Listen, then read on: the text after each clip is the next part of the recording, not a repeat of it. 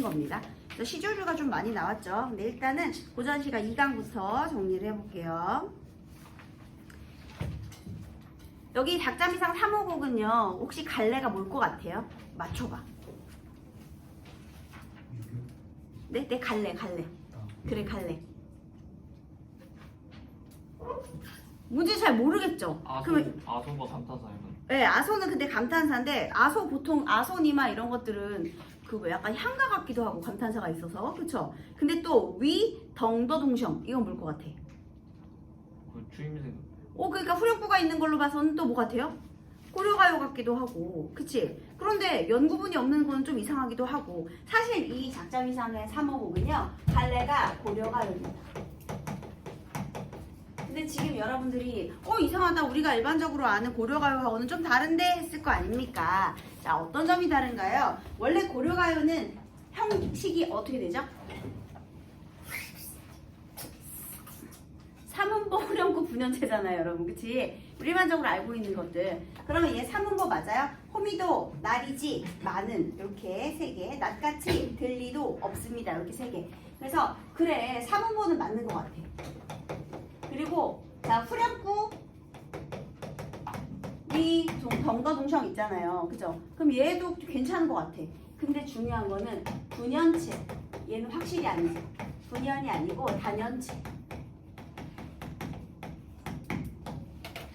로 된 형식이다라는 게 특징이고요. 그 다음 여러분, 선생님이 저번 시간에 시조 발생설에 대한 내용 잠깐 얘기했었잖아요. 그치? 그런데요, 우리 고려가요도요, 향가의 영향을 받은 향각의 고려가요가 있어요. 뭐 있냐면, 여러분들 정서의 정과정 기억하시나요? 정서의 정과정? 그 정과정은요, 갈래가 고려가요예요. 향각의 고려가요. 그래서 거기서도 맨 마지막에 아소니마, 도람 들으샤 괴오소서 이렇게 끝나잖아요. 그 아소니마 이게 여기 비슷하죠, 여러분. 그래서 이게 이제 향가의 영향을 받은 고려가요로부터, 그리고 그 고려가요의 영향을 받아 나중에 시조까지 단순화되는 그런 계보를 이어주는 작품이에요. 얘는 또 어떻게 시조하고 비슷해지냐면요, 우리 음보는 그렇다 쳐도 시조가 이제 3장 6구로 돼 있잖아요, 여러분. 그래서 보통 6개의 구절로 되어 있으면 그게 이제 시조하고 비슷해진다 이렇게 하는데요. 호미도 날이지만은 하나, 낫같이 들리도 없습니다, 둘. 그 다음에 아버님도 어버이시지만은 셋, 어머님같이 계실이 없어라 넷, 아소님이시여 다섯, 어머님같이 계실이 없어라 여섯, 이런 식으로. 그래서 조금 짧게 그 후렴구 제외시켜버리면 시조하고도 비슷하죠. 그래서 요게 고려가요가 이렇게 단순화되면서 이렇게 시조의 형식에 영향을 주었다, 그런 계보를 있는 작품으로도 볼 수가 있습니다. 물론 후렴구 제외했을 때. 이거 이해되셨죠? 요거 여기까지 영향을 주는 걸로도 보기도 하고요. 예. 그 다음에 여기서 왜 향가의 영향을 받았다라는 건 아시겠죠? 그 아소님이시여 여기 때문에 그래요. 네. 자, 그러면 이제 내용을 한번 볼까요? 호미도 날인데 낫같이 들지는 않는데요. 여러분, 호미는 어떻게 생겼죠? 여러분들은 농사 안 지어봤으니까 잘 모르실 거예요. 그 뿌리 캘 때 그런 거. 요 호미. 그 다음에 낫은 어떻게 생겼어요? 기억처럼. 자, 낫은 맞아요. 이렇게 생겼죠.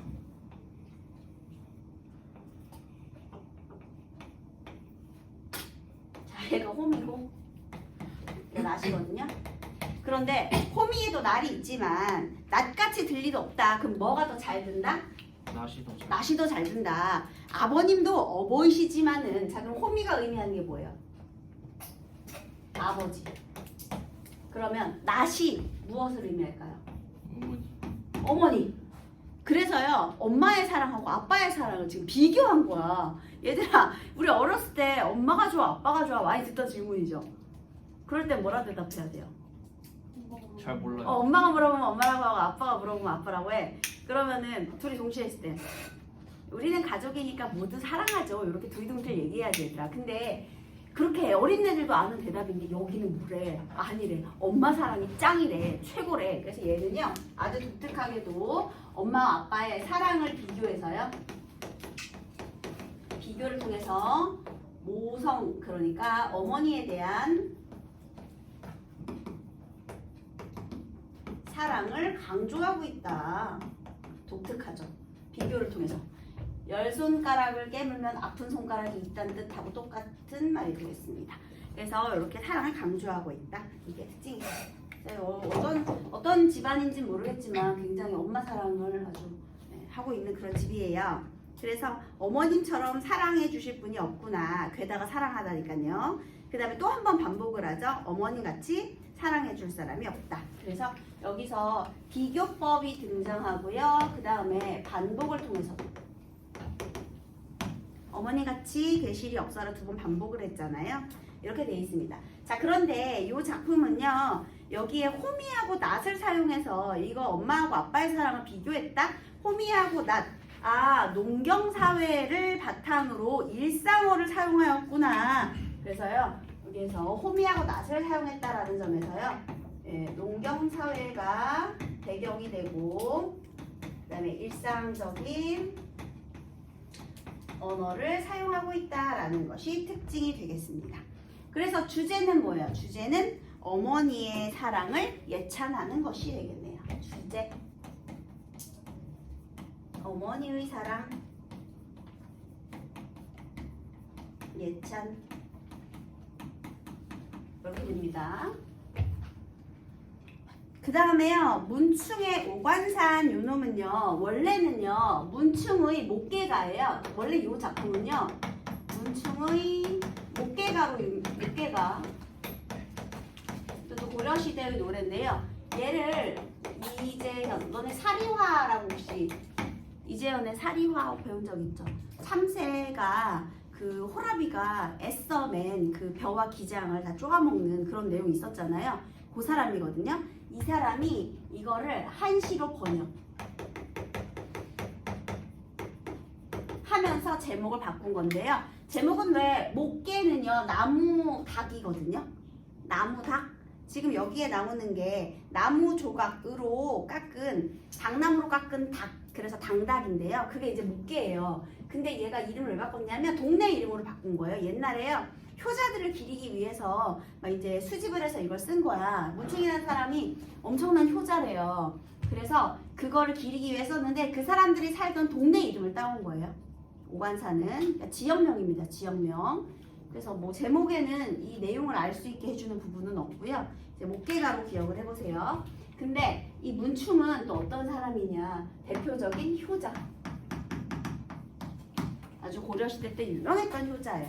문충이 어느 날 어머님의 모습을 봤는데 어머님이 너무 늙으신 거야. 그래서 더 이상 우리 엄마가 늙지 않았으면 좋겠다 라는 생각을 하면서 이러한 시를 지어 불렀다고 합니다. 어떤 내용인지 읽어볼게요. 나무 조각으로 작은 당닭을 만들어 집게로 집어 벽의 회에 앉혀내. 자, 일단은요. 나무 조각으로요. 나무 조각이니까 얘들아 큰 닭이 아니에요. 쬐끄만 닭입니다. 조각이에요. 조각. 큰 나무를 깎은 게 아니야. 그래서 아주 나무 조각으로 작은 닭을 조각해요. 그러니까 쬐끄맣게 나무를 깎아가지고 여기 이렇게 닭을 조각한 거예요. 이렇게 닭 조각했어요. 쬐끄맣게 요만하게. 그래서 심지어 얘를요 어떻게 집어야 되느냐, 손으로 집기도 힘들어가지고요 집게 핀셋으로 집어요. 아주 작은 닭이니까요. 얘를 집게로 집어가지고 얘를 벽 위에다가 이렇게 앉히는 거예요. 이렇게 벽 회가 뭐냐면 그 닭 앉아있는 그 나무 선 있잖아요. 그게 이제 회거든요. 그러니까 벽 위에다 이런 데다 이렇게 올려놓은 거예요. 나무 하나 이렇게 깎아가지고. 이 닭은 어떤 닭이에요? 이 당닭 얘죠. 그래서 집게로 올려놓은 이 당닭이 꼬끼요 운다면 얘들아 뭐 생각나는 거 없어요? 고려가요 중에 이런 비슷한 구조를 보이는 게 있죠. 지금 이런 상황은 일어나 안 일어나? 불가능한 상황을 설정한다. 오, 여러분 고려가요 뭐가 생각나요? 정석가에서도요 사각사각하는 모래 벼랑에다가 구운 밤 5대를 심어서 그 우미도다 싹이 난다면 이별한다. 이거 있었죠? 그 다음에 또 뭐 있었어요? 내가 철사로 그러니까 그 철사로 주름을 박은 그 철로 옷을 재단한 제복을 하나 만들어요. 그게 천릭이에요. 군인의 제복 천릭. 그래서 그 옷이 다 헐어지면 그때 이별한다고 하고요. 그 다음에 또 옥으로, 순서는 바뀌었지만 옥으로 연꽃을 새긴 다음에 그걸 나무에 접붙여서 그게 새 덩어리 피어나면 이별하겠다고 하고요. 또 소를 이 철로 아주 큰 소를 만들어 가지고 그거를 철 나무산에 이렇게 풀어놓은 다음에 걔가 그 철풀까지 다 먹어치우면 이별하겠다. 이렇게 불가능한 상황 설정을 해서 자기가 원하는 바를 강조하는 그 구성이 똑같죠. 그러니까 고려시대 때 그런 방법이 유행이었나 보다 이렇게 생각하시면 되겠습니다. 자, 그러면 얘도 똑같이요. 지금 이 나무 조각을 깎아서 그 나무닥이 꽃기호 소리를 내서 운다라는 것 자체가 불가능한 상황을 가정하는 거죠. 그러면 이렇게 불가능한 상황을 가정한 다음에요. 그러면 어머님의 얼굴이 비로소 지는 해와 같아질 것이다. 이렇게 된다면 어머님의 얼굴은 지는 해와 같아진 것이다. 자, 해가 떨어지는 거니까 어떻게 되는 거예요? 노화, 늙음 이렇게 되는 거거든요. 자, 그러면 운다면 엄마가 이렇게 늙을 것이다 라는 거니까 이런 상황은 일어나 안 일어나? 안 일어나. 그럼 불가능한 상황이니까 이게 일어나야 늙는 건데 일어나지 않을 것이므로 이 불가능한 상황이 일어나지 않으므로 늙지도 않는다 이렇게 되는 거죠. 이게 일어나야 늙을 텐데 안 일어나니까 애초에 이게 일어날 수 없겠죠. 그래서요 불가능한 상황 가정에서요 주제에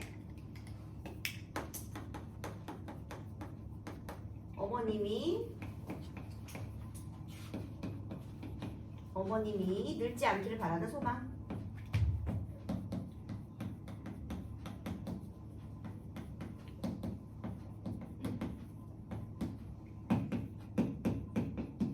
되겠습니다. 그래서 엄마가 안 늙었으면 좋겠다 이런 내용을 얘기하는 거예요. 자, 그래서 얘는요 다시 말하면 불가능한 상황이 일어난다면이라고 했잖아요. 그치? 일어난다면. 그래서 역설적 상황 설정. 여기에 특징 중에 하나가 역설적 상황을 설정하는 거예요. 역설적 상황이라는 건 불가능한 상황을 가정한 다음에 그게 일어난다고 하는 거예요. 그게 이제 역설적 상황인 거죠. 안 일어날 상황을 만들어 놓고 그거 일어난다면 했으니까요. 그래서 요걸 통해서 주제를 강조하는 효과가 있죠. 그래서 이렇게 엄마에 대한 지극한 사랑을 얘기한 거예요. 그래서 요거는 이재현이 한문으로 번역해서 갈래가 한시가 됐네요. 얘는 한문 번역했으니까 갈래는 한시죠. 옆에 한자 써 있잖아요. 그쵸? 네. 그 다음에 이제는 작자미상의 오륜가 이제 요거 설명해 보겠습니다.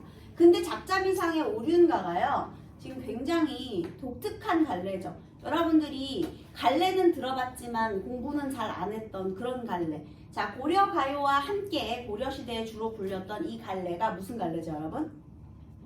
경기체가예요. 얘는 왜 경기체가냐? 자, 우리 여기 사실 이렇게 안 적혀있고 여기 본문에 옆으로 적혀있죠. 이렇게 적혀있었다는 거 아닙니까? 옆에 보니까 한자어를 마구마구 나열했죠. 그쵸? 그런 다음 그 뒤에 위 그러한 풍경 그것이 어떠하니 있고 위 그러한 풍경 그것이 어떠하니 있고 그래서요 경기체가가요 뭐뭐하는 풍경 뭐뭐하는 모습 그것이 어떠하냐 그래서 경기체가예요. 경기 스타일. 그러니까 뭐뭐하는 풍경 그것이 어떠하냐라는 것이 반복되는 스타일의 노래. 그래서 갈래가 얘가 경기체가가 되는 거거든요. 자, 그러면 경기체가와 고려가요. 얘는 이제 한시니까 제외하더라도 경기체가와 고려가요를 알아야 되겠죠. 자, 그러면 여기 선생님이 경기체가하고 고려가요를 한번 일단 갈래의 특징만 비교를 하고 넘어갈게요.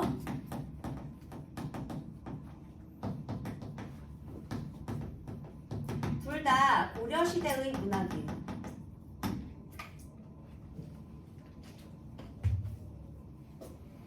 고려시대의 문학이고요. 그 다음에 둘 다 형식적인 조건이 똑같아요. 시대 조건하고 그 다음에 형식의 조건이 유사합니다. 둘 다 삼음보에 후렴구가 존재하고 9년체 분장체.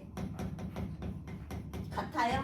여기도 역시 여기에 2장이라고 되어 있죠, 여러분. 2장이 있다는 거 1장도 있고 뭐 다른 장도 있다는 거잖아요. 그래서 장으로 구분되거나 연으로 구분되거나 다 같은 소리예요. 그래서 분연체 또는 분장체로 되어 있는 구분이 되는 형식이다라는 점이 같은 공통점이 되겠습니다. 그래서 형식 면에서는 공통점이 있지만 차이점은 그 내용 면에서 차이가 있어요. 일단 고려가요의 주된 작가계층이 누구였죠, 여러분? 평민계층이었잖아요. 그죠? 작가계층이 평민계층. 그 다음에 경기체가는 신진사대부. 그래서 여기는 이제 고려의 귀족계층이라고 쓸게요. 귀족계층. 그래서 얘네들이 이제 고려를 딱 건국하고 나서 막 자랑을 하고 싶은 거야. 그래서요, 요 얘기는 거기 뒤에 경기체가 오륜가하고도 정해져 있긴 한데요. 특히 여기서 이제 조선 얘네들이 조선 초기까지도 계속 이어지거든요.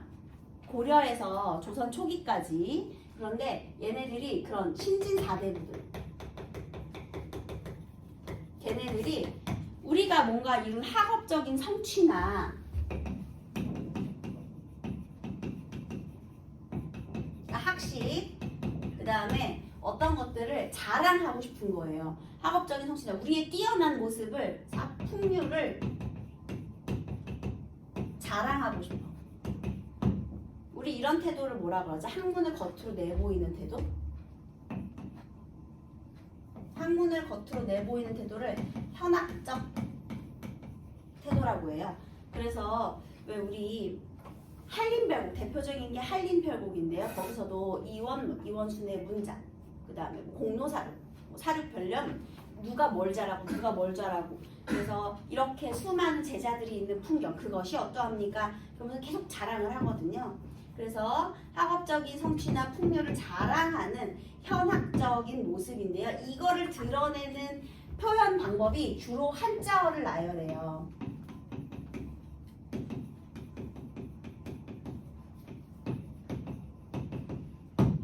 그래서 여기서도 보니까 다 한자로 써 있잖아, 얘들아. 그러면 얘는 문학사적으로 그렇게 큰 의의가 있다고 보기 조금 힘들겠죠. 그런데 우리 고려가요는 어때요? 평민들의 진솔한 정서 위주로 표현되어 있어요. 예를 들면요, 삶의 비애, 청산별곡류, 그 다음에 이별의 정환, 남녀간의 이별, 뭐 연정, 사랑, 이런 것들. 얼마나 솔직하니, 그죠? 그래서 이런 내용이 있기 때문에요. 뛰어난 문학성, 이 감각적인 표현으로 되어 있기 때문에요. 뛰어난 문학성. 그리고 나중에 특히 얘는 결국 궁중가요로 편입됐죠. 궁중요로 편입까지 되었고요. 그래서 이런 차이가 있어요. 경기체가는 한자어를 나열해서 보여주는 것에 그치는 한계가 있기 때문에 수많은 모르는 작품이 나오기는 힘들어요. 그런데 여기에 나온 이제 오륜가는요, 여러분 삼강 오륜, 그 오륜 아시잖아요. 그쵸? 인간이라면 누구나 해야 하는 그 오륜.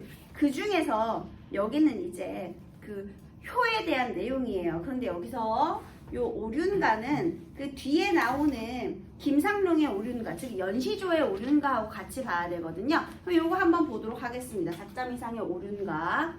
아버지는 하늘이요 어머니는 땅으로서 나를 낳으시느라 애쓰셨도다.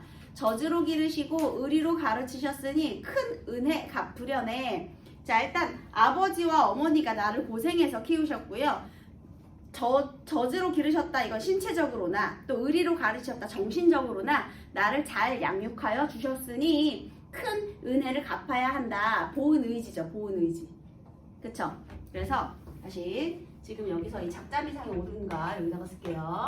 자, 여기는요 부모님에 대한 보은 의지를 드러냈죠. 이렇게 나를 훌륭하게 길러주셨으니 나도 보답해야 한다. 그 다음에요, 대밭에서 눈물을 흘리니 죽순이 나고 얼음을 두드리니 고기가 튀어올라 지극한 정성 귀신을 감동시켰으니 늙은 부모를 봉양하는 광경 그것이 어떠합니까? 자, 여기서 대밭에서 눈물을 흘리니 죽순이 나고 얼음을 두드리니 고기가 튀어올랐다. 이거는요, 거기 밑에 주석이 달려있죠? 지금 맹종과 왕상의 고사예요. 그래서 의지를 갚아야 한다. 중국의 맹종이나 왕상의 고사를 지금 인용하고 있죠.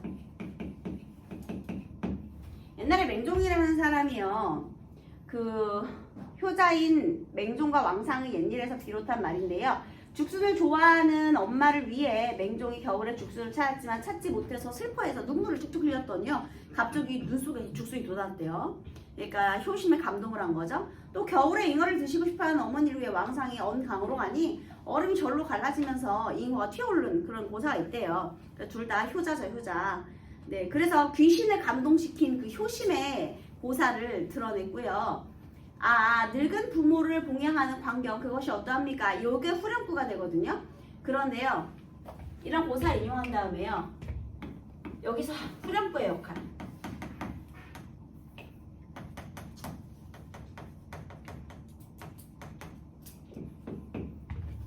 그러한 풍경 그것이 어떠합니까? 지금 얘는 효의 가치를 강조하고 싶어요.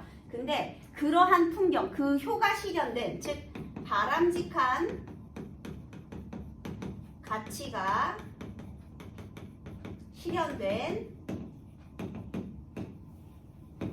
상황을 제시하고요. 뭐뭐하는 풍경, 그쵸? 그럼 그 바람직한 상황을 풍경, 장면화하는 거예요.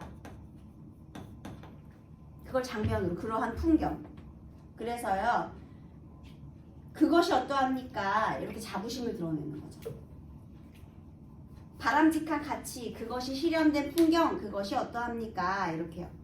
그래서 그것이 어떠하냐, 장면화를 통해서, 상황의 장면화를 통해서 고약된 감정을 드러낸다. 한마디로 자화자찬하는 거죠. 대단하지 않냐, 이렇게 자부심, 이런 게 드러나는 거예요. 그래서 이 후렴구를 통해서 이렇게 나타내고요. 자, 그 다음에 여기 엽이라고 돼 있잖아요. 엽은 추가, 이렇게 생각하시면 돼요. 그래서 증산과 민자 두 선생, 증산, 민자, 얘도 공자의 제자인데 얘도 효자의 대명사격인 그런 유명한 사람인데요. 얘도 또 고사를 인용했죠. 그러니까 결국 뭐예요? 그 고사를 인용하고 나열하는 거죠. 두 선생, 증산민자 두 선생, 혼정, 신성, 이거는 밤에 이부자리 펴드리고요. 그 다음에 아침에 와서 밤사이 안부를 여쭙는 거거든요. 그러니까 지극정성으로 봉양하는 거죠. 밤에 입을 다 펴드리고 잠 자고 일어나면 그 밤새 또 안부까지 물어볼 정도로.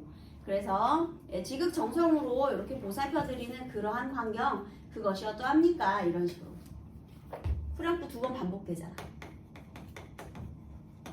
그죠? 그래서 유사한 통사구조의 반복, 얘도 특징이 되겠습니다. 유사한 통사구조를 반복한다. 괜찮아요? 됐나요? 그래서 이렇게 경기체가가 있고, 자, 일단은 3번도 먼저 같이 설명하고 1, 2번을 보도록 하겠습니다. 3번 보기를 한번 읽어볼게요. 경기체가 옳은가와 옳은가 계열의 연시조는 모두 유학에서 가르치는 인간의 도리를 제재로 다루고 있지만 창작 시기와 갈래가 서로 다른 데서 비롯한 일정한 차이가 둘 사이에서 발견이 된다. 이렇게 됐네요. 자, 그러면 요거는 이제 고려가요와 경기체가였어요. 그러면 여기에서 다루고 있는 거 오륜가인데요. 경기체가 오륜가, 그리고 연시조 오륜가. 자, 얘 두 개를 한번 비교해보자 했습니다. 일단 경기체가 오륜가는요, 조선 초기, 그 다음에 연시조는 조선 중기, 이렇게 써있죠. 자, 그 다음 경기체가 오륜가는 조선 초기의 진취적인 분위기 속에서 창작된 작품답게 진취적, 바람직한 가치가 실현된 세계를 장면화하여 보여주고 이거죠.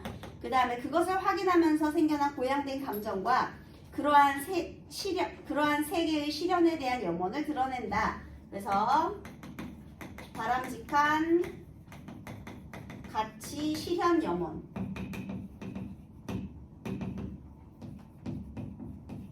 이것을 드러낸대요. 그런데 조선 중기의 오륜가 계열의 연시조는 성리학이 융성하기 시작한 조선 중기의 창작이 돼요. 이번에는 교화의 수단으로서 오륜을 강조해요. 교화, 그리고 성리학적. 그래서 교화의 수단으로서, 그 다음에 당위적, 그 다음에 당위적인 권고의 내용을 드러낸다. 마땅히 해야 한다. 그런 거죠. 그래서 주세붕의 오륜가나 김상룡의 오륜가 이런 것들이 있더라. 자, 그럼 이 연시조 오륜가 내용 잠깐 볼게요. 어버이 자식 사이 하늘 삼긴 지친이라 하늘이 삼긴, 그러니까 만들어준 지친, 지극한 친한 사이다. 그러니까 하늘이 정해준 인연이다. 하늘이 정해준 지극한 사이이다. 이런 거죠. 부모고 다니면 이 몸이 있을 소냐. 여기서 지금 서리법을 쓰고 있죠. 이거 드러내려고 지금 서리 썼잖아. 부모가 아니라면 니네 몸이 생겨났겠느냐. 서리를 통해서 당위성을 드러내는 거 무조건 해야 되는 거죠. 또 오조도 반포를 하니, 얘들아 오조는 무슨 세계예요? 오가 무슨 오자게?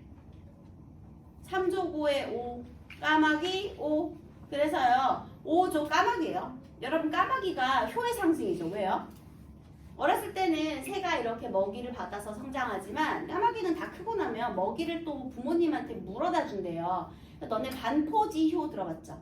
반, 돌아가서 포, 이렇게 포식하는, 포식시키는 그런 효예요. 그러니까 돌아가서 먹여주는 효심이죠. 그게 이제 까마귀를 가리키는 표현이거든요.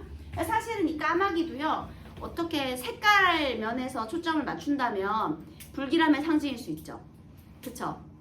정몽주 어머님이 쓴 시 있잖아요. 백로야, 까마귀 싸우는 골짜기에 가지 마라. 청강에 씻은 몸 더럽힐까 한다. 너를 시샘해서. 그래서 그렇게 까마귀가 부정적으로도 사용이 될 수 있고요. 만약에 이렇게 반포지요 이런 의미로 사용되면 얘는 또 긍정적 가치를 지닌 소재가 될 수 있겠죠. 자, 어쨌든 오조도 반포를 하니 부모 효도하여라. 한마디로 효도 안 하면 짐승만도 못하게 되는 거죠. 그지? 짐승도 이렇게 날짐승도 효도하니 인간이라면 마땅히 효도해야 한다. 이렇게 당위적인 권고를 하고 있다가 되겠습니다. 둘을 비교한 거예요. 그러면 이 문제 먼저 풀어볼게요. 다와 보기 이는 창작 시기와 갈래가 서로 다르지만 둘 다 부모 자식에게 관계가 하늘이 정한 것임을 언급하고 있군. 여러분 이거 맞아요? 틀려요? 틀렸죠? 왜 틀렸게? 부모와 자식의 관계가 하늘이 정한 것이다 라는 건 김상용의 오륜가에는 있어요. 하늘이 만드는 지친이다. 있어요. 그런데 여기 지금 다에서는 있어 없어? 하늘이 정해줬다라는 건 없어요. 그냥 아빠가 하늘이고 엄마가 땅으로서 나를 기르셨다 그랬지 하늘이 정해진 인연이라고는 하지 않았어요. 그렇기 때문에 틀렸고요. 그 다음 나머지는 다 맞는 거거든요. 그러면 여러분 여기 3번에 2, 3, 4, 5 보기를 묶어서요. 얘는 정리를 해둬야 돼요. 얘는 선택지 공부를 해야 하는 그런 내용이에요. 볼게요. 먼저 둘 다 모두 부모와 자식의 관계에 대한 유학의 가르침을 제시하기 위해 부모의 은혜를 강조하고 있다. 맞고요. 또 의문형 표현을 통한 고양된 감정. 여기서 그러한 풍경 어떠합니까? 그것이 고양된 감정이었죠. 그지? 와 이런 풍경 그거 어떠하냐 이렇게 고양된 감정. 그 다음에 보기 2에서는 의문형 표현을 통해 교화의 태도. 이게 뭐냐? 부모고 아니면 이 몸이 있을 소냐. 이게 교화의 태도죠. 마땅히 해야 한다는 거예요. 당위적이다. 그 다음 부모의 은혜를 갚으려는 염원은 여기 다에서요. 사실 이런 표현들은 지금 다 보기 속에 있는 건데요. 부모의 은혜를 갚으려는 염원은 저주로 기르시고 의리로 가르치셨으니 큰 은혜 갚으려네 이런 거죠. 염원. 그 다음에 부모의 은혜에 보답할 것을 권고해라. 부모 효도하여라 이렇게 돼 있죠. 명령의 어미도 쓰고 있죠. 그 다음에 다는 지향하는 가치가 실현된 장면, 뭐뭐하는 풍경 제시했죠. 그리고 보기에서는 자연물을 근거로 삼아 5조 지향하는 가치의 당위성을 강조하고 있고 맞죠. 까마귀도 하니 무조건 해라 이렇게. 자, 그러면 1번 가나다의 공통점으로 가장 적절한 걸 찾아보도록 하겠습니다. 과거와 현재를 대비하여 변해가는 것에 대한 슬픔 전혀 아니죠. 그 다음 인물의 도덕적 실천 사례. 도덕적인 실천 사례는 뭐 약간 이거 이런 거 고사 인용하는 부분이 있을 수 있는데요. 뭐 이런 건 도덕적 실천 사례 이런 건 아니죠. 틀렸습니다. 그 다음에 공통점이니까 그 다음에 유사한 성격의 소재를 대등하게 나열하여 여기서 대등하게 나열해서 벌써 가가 틀려버렸죠. 그 다음에 자연물이나 사물을 비유적인 소재로 사용하여 대상에 대한 사랑의 감정. 얘들아 부모님에 대한 사랑도 대상에 대한 사랑이 될 수 있어요. 그치? 부모님에 대한 효도 사랑이야. 그러면 자연물이나 사물을 비유적인 소재로 여기 까마귀 있었고요. 그 다음에 여기도 그 목개 있었고요. 그쵸? 그 다음에 여기에도 이런 거 사물 있잖아요. 그쵸? 그러니까 딱 떨어진다. 4번이네요. 네, 여기서 대상에 대한 사랑이니까 효니까 사랑 아니야 하고 넘어가면 안 된다는 거죠, 여러분. 네, 효도 사랑입니다. 또 사회의 질서가 조화롭게 갖춰진 세계 아니에요. 이상형 아닙니다. 자, 기억부터 미음에 대한 설명으로 적절하지 않은 것은 뭐뭐 하는 풍경 그것이 어떠하냐. 미음은요. 자신이 실천한 일에 대한 화자의 자부심. 실천한 일이 아니라 그런 게 실현된 장면을 제시하는 거거든요. 그래서 얘가 틀렸는데 그럼 나머지는 그 구절에 대한 설명이 있기 때문에 여러분들이 선택지를 통해 정보를 정리를 해둬야 되겠죠. 자, 먼저 기억이요. 호미도 날이지만 낫같이 들 것도 없습니다. 사물의 구체적 속성을 제시해서요. 추상적 대상에 대한 인식. 추상적 대상은 뭔데요? 부모님의 사랑. 사랑 눈에 안 보이는 거니까. 그래서 맞는 소리고요. 그 다음에 니은은 거기에 담긴 화자의 생각을 직설적 표현을 사용해서 어머님같이 사랑할 수 해줄 사람이 없다. 이런 게 바로 직설적 표현이 되는 거죠. 이해되셨나요? 기억은 비유적인 것이고요. 니은은 직설적인 것이고요. 이것도 꼭 기억해 두세요. 비유적, 직설적. 그 다음에 디귿, 현실에서 이루어질 수 없는 일을 선행 조건으로 제시하고 있다. 그쵸? 어떻게 나무다기 울겠습니까? 그 다음 리을은 디귿과 연결돼서 화자의 소망을 드러낸다. 이게 왜 소망이냐면요. 늙는다가 아니라 이 늙지 않는다에 초점을 맞춰야지 얘들아. 그런 일이 일어나면 늙는다라는 거는 속뜻이 뭐예요? 늙지 않는다는 거니까 얘도 맞는 소리가 되는 거예요. 연결되어라고 했으니까. 그죠? 그래서 정답은 5번이 틀린 겁니다. 네, 일단 고전시간 2강 여기까지.